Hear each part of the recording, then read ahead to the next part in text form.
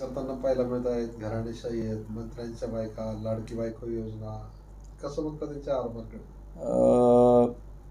लाडकी बहीण ही योजना अख्ख्या महाराष्ट्राला माहिती आहे की आदरणीय देवेंद्र भाऊ फडणवीस यांच्या माध्यमातून सगळ्या लाडक्या बहिणींना त्याचा फायदा होतो आहे.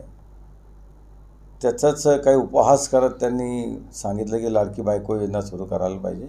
पण मला असं वाटतं त्यांच्या कालखंडात ही लाडकी बायको योजना ऑलरेडी त्यांनी सुरू केलेली होती. त्यांच्याच धर्मपत्नी या दूध संघाच्या महानंदाच्या अध्यक्ष होत्या. त्यांच्या बाजूला श्रीमान संतोष चौधरी होते, त्यांच्या धर्मपत्नी या नगराध्यक्षा होत्या. त्याच्यामुळे ही लाडकी बायको योजना ऑलरेडी त्यांनी त्यांच्या कालखंडात सुरू करून टाकलेली आहे. पुढे जाऊन त्यांनी अजूनही काही योजना करून टाकलेल्या आहे सुरू.